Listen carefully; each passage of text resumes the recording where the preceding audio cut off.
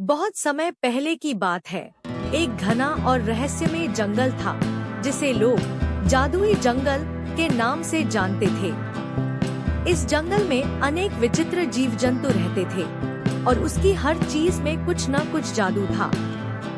पेड़ बोलते थे, नदियाँ अपनी धुन पर बहती थी और पहाड़ों की गुफाओं से रोशनी निकलती थी। इस जादुई जंगल में एक छोटा और साहसी बंदर भी रहता था जिसका नाम था कपी।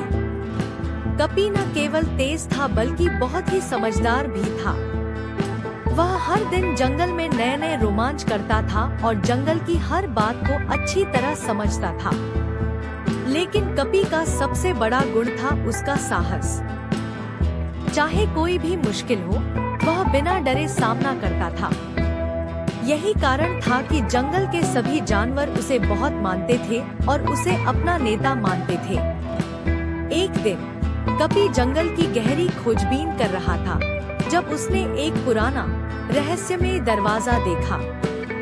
यह दरवाजा जादुई प्रतीत हो रहा था जिसके चारों ओर विचित्र चिन्ह और आकृतियां बनी थी। दरवाजे के आसपास पेड़ की शाखाएं झूम रही थी, मानो उसे किसी अनदेखी दुनिया की ओर बुला रही हो। कपी के मन में कई सवाल उठने लगे। यह दरवाजा कहां से आया? इसके पीछे क्या छुपा है? कपी ने दरवाजे को ध्यान से देखा। उस पर लिखा था, सिर्फ वही इस दरवाजे को खोल सकता है जो अपने दिल से डर को हटा सके।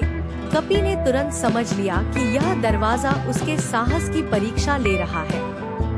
उसने बिना समय गंवाए दरवाजे की ओर कदम बढ़ाए और जैसे ही उसने दरवाजे को छुआ, वह धीरे धीरे खुलने लगा। दरवाजा खुलते ही कपी एक नए, अद्भुत और अकल्पनीय दुनिया में पहुंच गया। इस दुनिया में आसमान चमकीला नीला था, पेड़ सोने के जैसे लगते थे और हर जगह अजीबोगरीब लेकिन आकर्षक जीव घूमते थे। लेकिन इस जगह का सबसे आश्चर्यजनक दृश्य एक विशाल चमकता हुआ पेड़ था जिसे लोग जीवन का वृक्ष कहते थे। इस पेड़ के पास आते ही कपी को महसूस हुआ कि यह कोई साधारण पेड़ नहीं है। इस पेड़ में अनंत शक्तियाँ थी जो इस पूरे जादुई जंगल को शक्ति देती थी।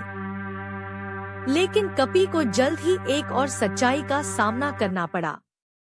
इस जादुई दुनिया पर एक बड़ा संकट आने वाला था। एक बुरा और शक्तिशाली जादूगर जिसका नाम था काल राक्षस इस जादुई जंगल पर कब्जा करना चाहता था और जीवन के वृक्ष को नष्ट करना चाहता था। अगर वह पेड़ नष्ट हो जाता तो पूरा जंगल और उसकी सारी जादुई शक्तियां समाप्त हो जाती। कपी ने अपनी पूरी हिम्मत जुटाई और जादूगर काल राक्षस का सामना करने की ठान ली। लेकिन वह जानता था कि यह लड़ाई आसान नहीं होगी। उसे अपनी बुद्धिमानी और साहस दोनों का इस्तेमाल करना होगा। उसने जंगल के सभी जानवरों से बात की और उन्हें संगठित किया। कपी ने सभी को समझाया कि अगर वे मिलकर एकजुट होकर लड़े तो वे काल राक्षस को हरा सकते हैं। कपी ने एक योजना बनाई। उसने जंगल के सभी पेड़ों, नदियों और जीवों की ताकत को एकत्र किया। वह जानता था कि जादूगर को हराने का एक ही तरीका था, उसे उसके ही जादू के खिलाफ इस्तेमाल करना। उसने जंगल के सबसे पुराने और बुद्धिमान पेड़ से सलाह ली, जिसने उसे बताया कि काल राक्षस का जादू उसके दिल में बसा हुआ है। अगर कपी उस तक पहुंच सके और उसे उसकी ही दया का एहसास दिला सके तो वह कमजोर हो जाएगा। काल राक्षस और कपी के बीच की लड़ाई का दिन आ गया।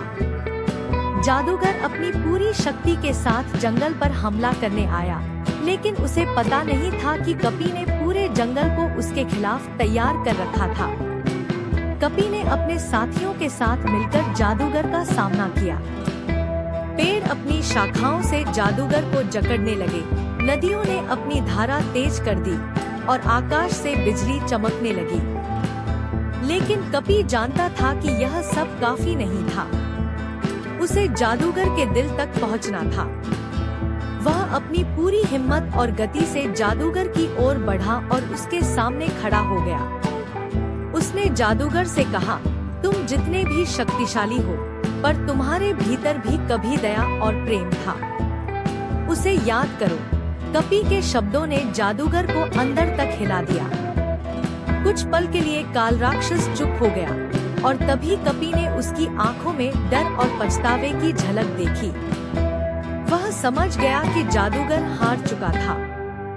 जैसे ही काल राक्षस ने अपने दिल में छुपी दया को महसूस किया, उसकी सारी बुरी शक्तियां समाप्त हो गईं। जीवन का वृक्ष फिर से पूरी ताकत के साथ चमकने लगा और जादुई जंगल में शांति लौट आई।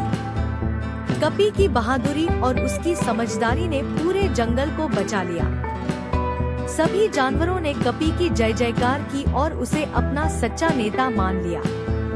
कपी अब न केवल जंगल का सबसे तेज और समझदार बंदर था, बल्कि वह पूरे जादुई जंगल का रक्षक भी बन गया। उस दिन के बाद से कपी और उसका जादुई जंगल सुख और समृद्धि से भर गया।